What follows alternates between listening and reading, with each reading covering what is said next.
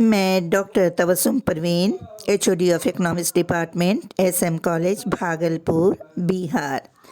आज world diabetes day यानी रोग दिवस। ये सही कहा गया है, हेल्थ इज़ वेल्थ। जब मन चंगा तो कटौती में गंगा। जो स्वस्थ नहीं वो बीमार है, उसकी हर जीत सिर्फ एक हार है। जो स्वस्थ नहीं वो बीमार है, उसकी हर जीत सिर्फ एक हार है। मधुमेह विश्व भर में बड़ी समस्या के रूप में उभरी है।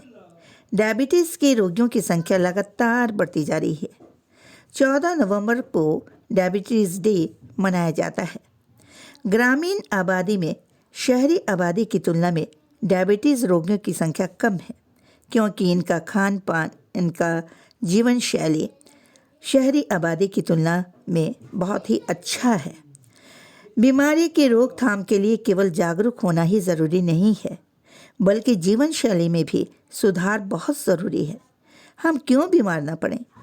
ज़िंदगी को आरामदेह बनाने में आज मशीनों का आविष्कार भी काफ़ी जिम्मेदार है। सारे काम के लिए मशीन का ही हम उपयोग करते हैं। एक तरफ हमारी जद्दोजहद, हमारी परेशानियां कम हुई, तो दूसरी तरफ हम फिज़िकल लेबर न करने की वजह से हमारे शरीर का सारा हिस्सा ही कमज़ोर हो गया। सर्दी और गर्मी तक हम बर्दाश्त नहीं कर पाते और हमारी ज़िंदगी का एक लंबा हिस्सा बीमारी में और दवाइयों के सहारे ही चलता है। पुराने ज़माने के लोगों की तरह आज के लोगों में मेहनत करने की ताकत 0% हो गई है। अगर हम एक दिन ज़्यादा काम कर लें, ज़्यादा मेहनत कर लें, तो हम कमज़ोरी और थकावट महसूस करने लगते हैं। अब वक्त के हिसाब से ज़रूरत इस बात की है कि हम अपने जीवन शैली में ही सुधार लाएं। दिन को दिन समझें और रात को रात समझें। खान पान हमारा बहुत ही बदल गया है, जो सेहत के लिए ख़तरनाक है। छोटे छोटे मासूम बच्चों का खान पान ख़तरनाक होता जा रहा है। Pastry, pizza, cold drink, burger वगैरह बच्चों को इन खानों से बचाने की ज़रूरत है। हरी सब्जियां, प्रोटीन युक्त भोजन को सेवन पर हम बल दें। एक रोगी से पूछें सेहत की क्या अहमियत है। अफसोस के साथ यह कहना पड़ता है कि भारत की आबादी बहुत ज़्यादा है, लेकिन क्या हम इस बढ़ती हुई आबादी का देश के इकोनॉमिक डेवलपमेंट में, आर्थिक विकास में इसका उपयोग कर पाते हैं? उनकी उत्पादन करने की ताकत का, उनकी मानसिक योग्यता का, शारीरिक क्षमता का हम क्या देश के इकोनॉमिक डेवलपमेंट में उपयोग के माध्यम से आर्थिक विकास को आगे बढ़ा पा रहे हैं? तो जवाब ये मिलेगा कि ऐसा नहीं है, क्योंकि हमारे देश की आबादी का एक बड़ा हिस्सा रोगग्रस्त है और रोगी की प्रोडक्शन कैपेसिटी का हम यूज़ नहीं कर पाते। तो रोग का मुख्य कारण हमारे यहाँ क्या है? आरामदायक ज़िंदगी है और बदतर जीवन शैली है। और इस साल डायबिटीज़ डे के लिए थीम नर्सों का रखा गया है। नर्स को पहचान दिलाने की कोशिश की गई है। थीम का नाम है द नर्स एंड डायबिटीज़ और यहाँ पर world diabetes day Frederick Banting के जन्मदिन के रूप में मनाया जाता है। 1922 में चार्ल्स बेस्ट के साथ इंसुलिन की खोज की गई थी।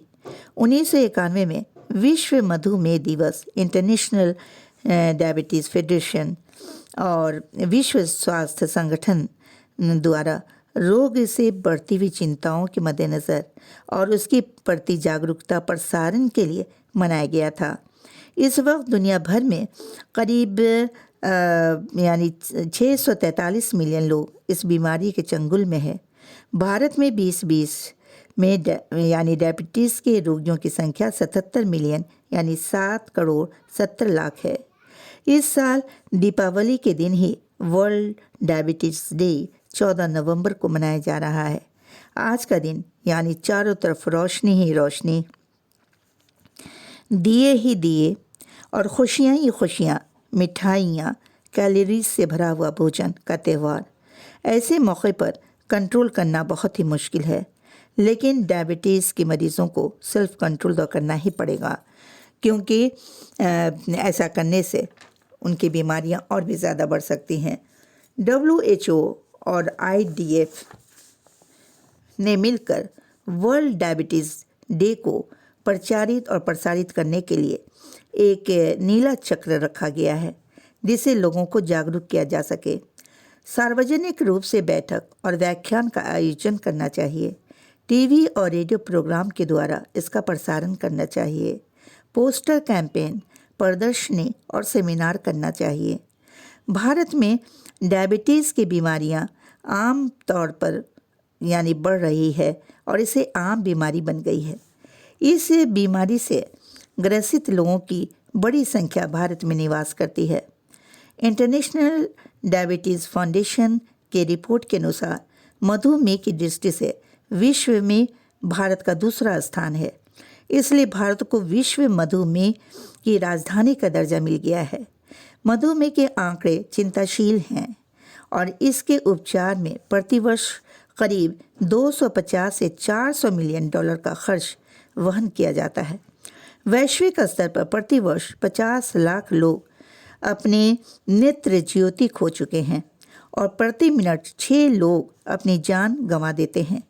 कम उम्र में ही बच्चों में ये बीमारी तेज़ी के साथ बढ़ती जा रही है। स्वस्थ निवासी और मजबूत भारत के विचार को विकसित करने की ज़रूरत है और हम ये कोशिश करें कि आने वाले दिनों में हम पूरी तरह से अपने आप को स्वस्थ रखने की कोशिश करें और अपनी जीवन शैली में सुधार लाएं जिससे हमारा देश विकसित और स्वस्थ हो सके।